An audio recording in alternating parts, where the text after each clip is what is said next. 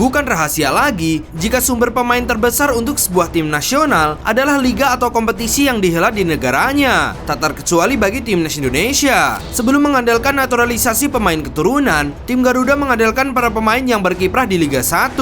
Karena menjadikan liga atau kompetisi di negaranya sebagai talent pool untuk tim nasionalnya, banyak federasi sepak bola yang gencar memajukan kompetisi domestik. Sebagai contoh adalah Premier League yang menjadi talent pool timnas Inggris. Lalu ada pula La Liga yang menjadi talent pool timnas Spanyol, hingga Serie A yang jadi talent pool timnas Italia. Berkat federasi sepak bolanya itu, tim nasional dan liga ataupun kompetisi domestik sebuah negara pun berjalan beriringan hingga meraih ranking yang sama baiknya. Namun di Indonesia justru kebalikannya. Dalam satu dekade terakhir, justru timnas Indonesia dan liganya mengalami perbedaan yang jomplang. Tepat 10 tahun lalu, timnas Indonesia dan Liga 1 atau Liga Indonesia mencoba bangkit karena sanksi pembekuan yang diberikan oleh FIFA akibat intervensi pemerintah. Saat sanksi FIFA itu dijatuhkan, ranking timnas Indonesia berada di peringkat ke-179. Bahkan ranking tersebut sempat terjun ke peringkat 191 pada tahun 2016. Usai sanksi itu dicabut, PSSI mereformasi timnas Indonesia dengan mendatangkan pelatih top sekelas Luis Milla, Shin Tae-yong, hingga kini Patrick Kluivert. Tak hanya mendatangkan pelatih top, PSSI memulai program naturalisasi terhadap pemain keturunan di luar negeri. Program ini pun membuat timnas Indonesia mulai berprestasi. Pelan tapi pasti, ranking timnas Indonesia meroket dari sebelumnya ada di peringkat 179 pada 2015 dan 191 pada 2016 menjadi peringkat 123 di tahun 2025 ini. Sayangnya, reformasi di timnas Indonesia yang dilakukan PSSI pasca pencabutan sanksi FIFA tak berjalan baik untuk Liga Indonesia. Sejatinya, PSSI sudah mencoba melakukan reformasi untuk kompetisi domestik dan membentuk PT Liga Indonesia Baru atau PT LIB dengan operator Liga 1 pada tahun 2017.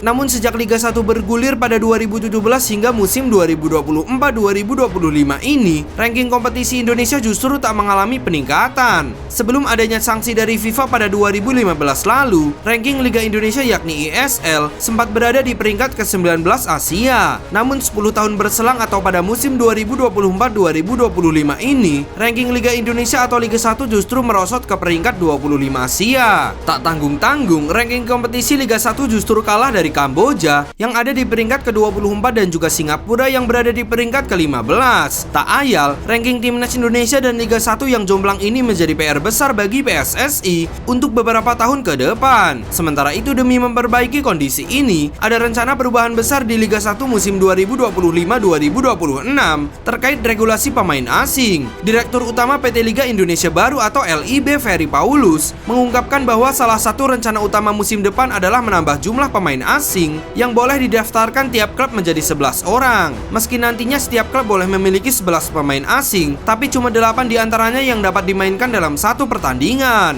Menurut Ferry, perubahan regulasi ini merupakan bagian dari strategi jangka panjang untuk meningkatkan daya saing klub-klub Indonesia di level Asia. Untuk musim depan, yang didaftarkan 11 pemain asing, yang main 8. Tentunya PSSI yang ambil keputusan nantinya, ujar Ferry Paulus dalam konferensi pers di Jakarta, Kamis 15 Mei 2025. Ferry menambahkan pada musim 2026-2027 mendatang, kemungkinan besar tidak akan ada lagi batasan jumlah pemain asing yang boleh dimainkan, meskipun kepastian tersebut masih menunggu keputusan resmi dari PSSI. Jika kebijakan itu disetujui, maka Liga 1 musim 2025-2026 akan menjadi kompetisi domestik dengan jumlah pemain asing terbanyak di kawasan Asia Tenggara. Jumlah ini mengalami peningkatan dari Liga 1 musim ini, di mana setiap tim memperbolehkan memiliki 8 pemain asing, namun hanya 6 pemain yang boleh dimainkan di lapangan. Langkah ini diharapkan bisa mendongkrak kualitas pertandingan, meningkatkan daya saing klub-klub Indonesia di kompetisi Asia seperti AFC Champions League 2 dan AFC Challenge League, serta menarik lebih banyak minat sponsor dan penonton. Namun di sisi lain, ada kekhawatiran dari sejumlah pihak bahwa penambahan kuota pemain asing ini bisa mengurangi kesempatan bermain bagi pemain lokal khususnya talenta muda.